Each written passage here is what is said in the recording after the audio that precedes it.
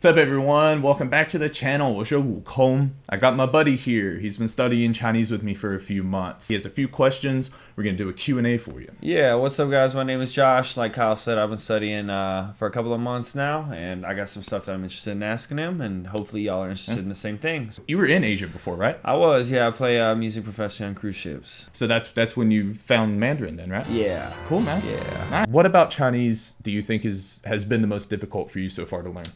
I'd probably just say just making the sounds. So pronunciation? Yeah, pronunciation. Why is that difficult? Oh, because there's some sounds that I still can't even make 4 months in. Yeah. I hear the sound, I just can't make it, and then having to distinguish whether the sound is in my mouth, if it's out front, if it's in my throat. You know, like all English is spoken out front. Right.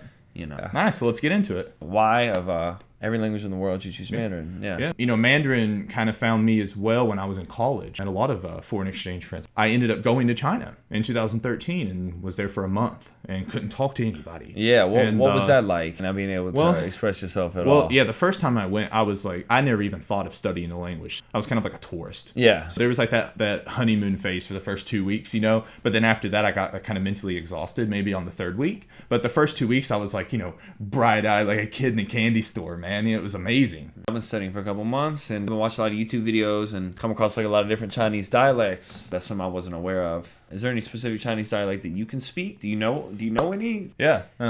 Actually, there's a ton of dialects in Chinese. That's what I've seen. Almost every city has their own dialect.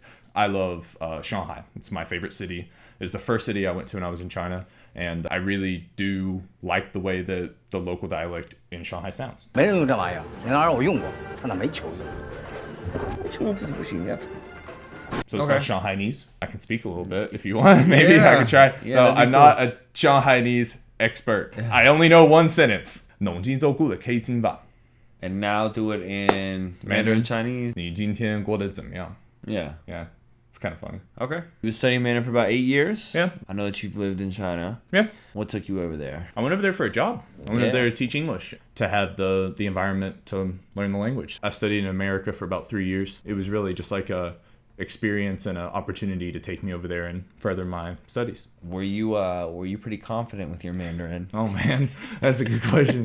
No, it was really bad. It was about HSK 2.5 level. I had never really talked to a Chinese person in real life before. Is there ever a time where somebody says something to you and you don't understand anymore? It may just be like 1 or 2 words in a few sentences. You know what I'm saying? If I walk past someone on the street, like 2 people having a conversation, there'll be a lot that I won't understand. Being fair, that would also happen to me in English. If it's like in the heat of a conversation, I can keep up. When you moved to China, how did you begin to make friends? Well, there's actually a large population of Chinese people that are decent at English. In the beginning, I think I made friends more with people that were bilingual. There was no way I could have made friends in pure Chinese. Sure. And that was about a year in when that was possible. But it was still a very like surface level friendship, no real deep understanding. What was it like, you know, going out to eat and being at the dinner table and everybody speaking at a million miles an hour, not understanding any of it? Did you feel out of place? Yeah. Most of those friends could speak English, so it wasn't the fact that like I just couldn't like have conversations. It's just sometimes they would make a joke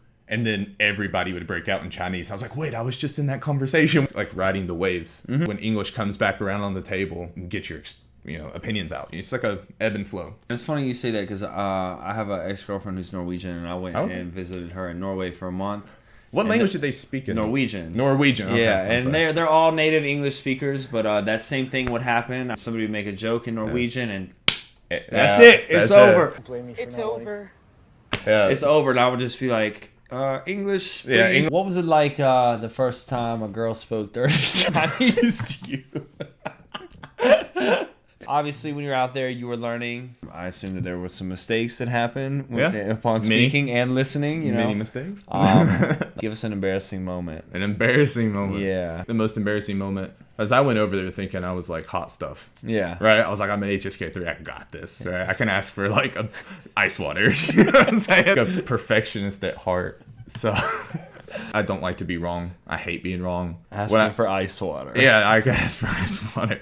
I just remember being in a car ride with a teacher from the school that came and picked me up. You know, I tried talking to her. The conversation just didn't go the way I thought it would go. I realized how far I had to go before I could actually have conversations with people. You took a shot to your ego. Yeah, shot to the ego. There's some people that will completely bury them, and there's other people that will be completely motivated by that. And obviously you were. Well, that was day one. I signed a contract to be there for a year. So at that point, I didn't have the option to just come home and run away from it. Is learning Mandarin and improving my Mandarin skills what I'm going to focus on for this first year? And if so, I realized I have a long way to go. I went over there for a purpose, man, and I took advantage of it. So, yeah.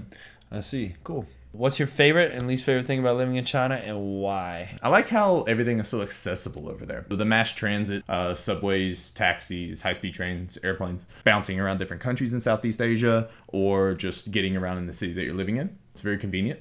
The one thing I, obviously don't like, I think, being so far away from your friends and family and stuff, with all the drawbacks that come with it, with being away from your hometown and everything and your culture and your language.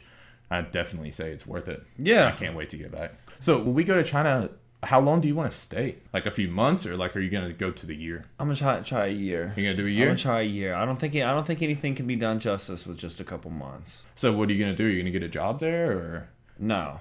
These videos are gonna pay for all of that. You got racks. Right. Are you excited to get over there, dude? I'm very excited to get over there. I'm excited to eat. Oh, we're coming. Yeah. There's so much good food out there. Yeah. That's my favorite part. Absolutely. It's amazing. Absolutely. And the language. Of course. The culture is pretty good too. Thanks for taking some time to answer some questions today. Dude. Hopefully it was fun. y'all like the video. You like the questions. So with all that being said, give us a thumbs up, comment, subscribe, and we're checking out.